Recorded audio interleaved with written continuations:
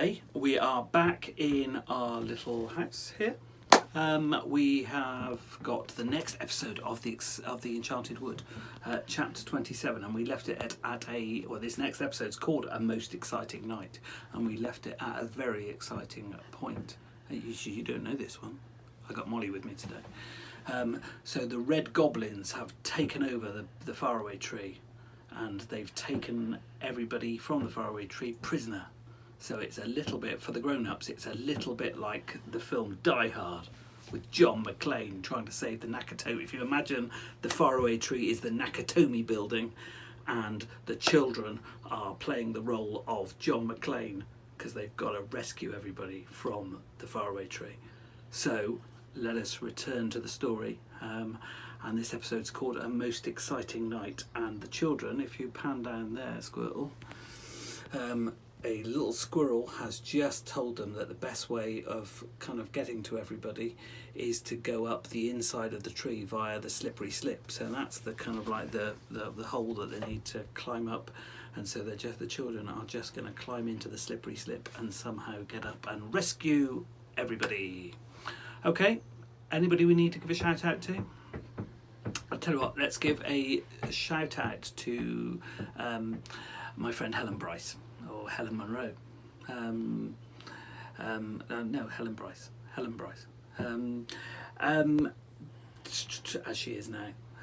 And because she's loyally listened to every single episode, I think, and has caught up. I think the last couple of days she'd missed a bunch of episodes, and so she's had loads of us over the last couple of days. So I think she's caught up and is eager to listen to the next episode of it. And there's a very exciting thing, I haven't told you this yet. On Saturday when we have picture books, there is a very new, totally new picture book of Enchanted Wood called The Magic Faraway Tree Silky Story, and Daddy has got a copy of it arriving tomorrow, so we'll be able to read it on Saturday. So that's exciting. It's not written by Enid Blyton, it's written by Jean Willis, who wrote The Bog Baby. So that's good. But it's all the same characters. Anyway, back to the story. A most exciting night. If you pan down there, Squirtle, let's have the next bit. If only we can creep up the slippery slip that turns right round. If only we can creep up the slippery slip that turns right round and round in the middle of the trunk and get to Moonface's at the top, we'll be able to help him, said Joe, feeling about for the trapdoor. I wonder why Moonface didn't slip down it himself, said Beth.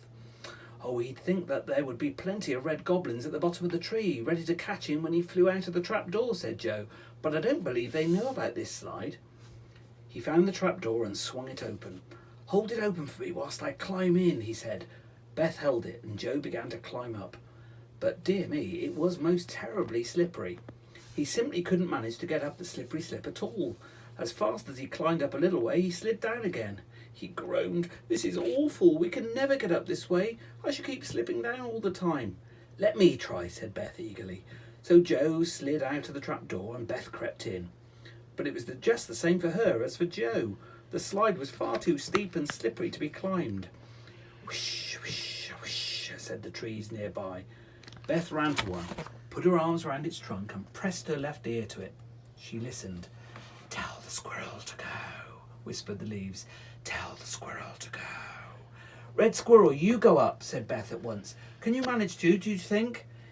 Yes, said the squirrel. I have claws on my feet to hold with, and I'm most used to climbing.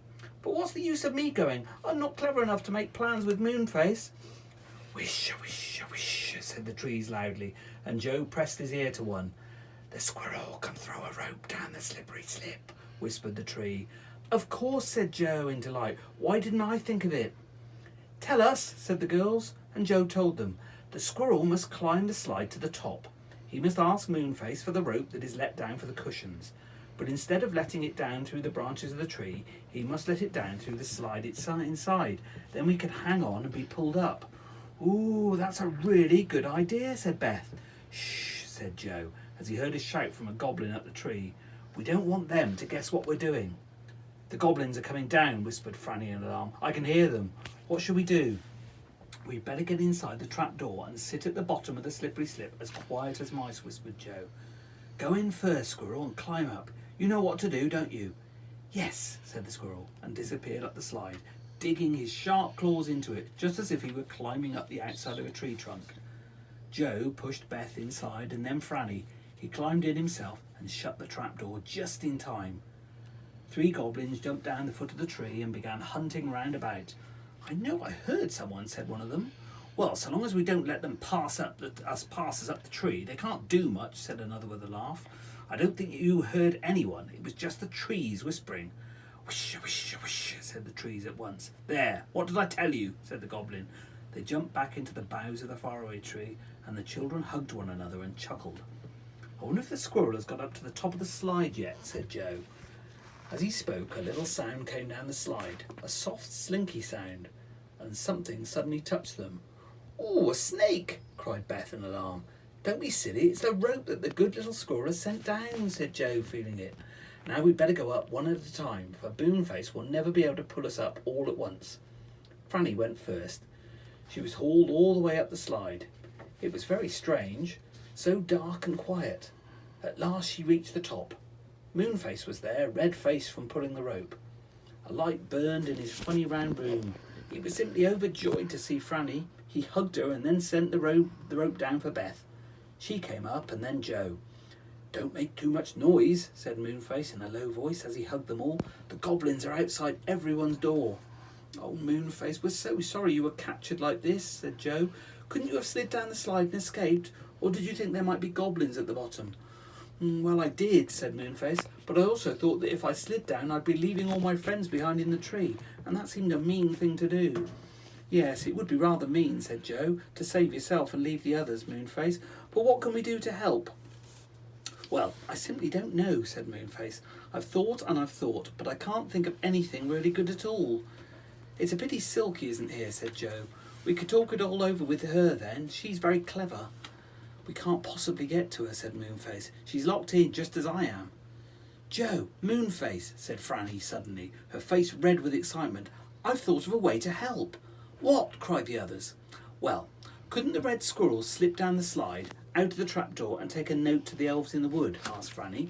Do you remember how we helped them when we first came to the wood? They said they'd always be pleased to help us if we wanted them. Yes, but how could they help? Asked Moonface doubtfully. Nobody quite knew, but Joe suddenly nodded his head and gave a squeal. Shh, said everyone at once. Sorry, said Joe, but I really have got an idea at last. Listen. The red squirrel can tell the elves to come up here in crowds. We'll pull them up on the rope. Then Moonface can shout out to the goblins outside that he'll tell them the magic spells they want to know. And when they open the door, the elves and all of us can pour out and overpower the goblins. That's a splendid idea, said Moonface, looking at Joe in admiration. Simply wonderful, said the girls. Joe was pleased. And we'll unlock everyone's doors and they can all join in, he said. My goodness, this is going to be exciting.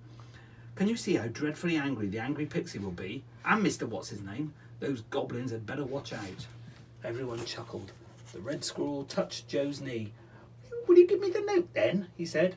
I know where Mr. Whiskers lives, and I'll take the letter to him and let him call all the elves together. Joe took out his pencil and wrote a note on Moonface's paper. He folded it and gave it to the red squirrel, who folded it even smaller and tucked it inside his cheek. That's in case I'm caught by the goblins, he said. They'll never think of looking for a note inside my cheek.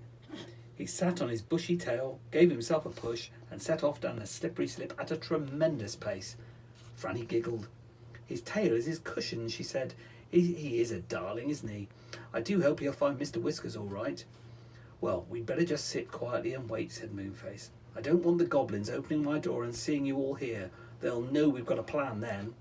We brought you some of the meal you didn't eat this afternoon, said Beth, and she unpacked the bag. Here are some sandwiches, some cakes and some toffee. We'll all have some, said Moonface, and I've got some pop cakes too. So they sat round quietly on Moonface's curved sofa, and bed and chairs, and ate and whispered, waiting for the squirrel to come back with Mr. Whiskers and the elves. Whatever would happen then? And whatever is going to happen then is going to be a shock, because it says the red goblins get a shock. So hopefully, did you see that picture? So what's that picture? Oh, that's all Mr. Whiskers and all the other elves arriving at the bottom of the slippery slip. Cool. So we got an exciting one tomorrow out of the red goblins get a shock. Cool. We are done for the day, I think. It's a bit cold out here, isn't it? So let's wrap this one up now. It was really rainy this morning. Oh yeah, no, true. This is where you did your schoolwork today, wasn't it? Yeah. Cool. You and Emily. I mean, Cool. Emily nearly froze. Yeah. No, it's not a place to kind of on a rainy day. Right.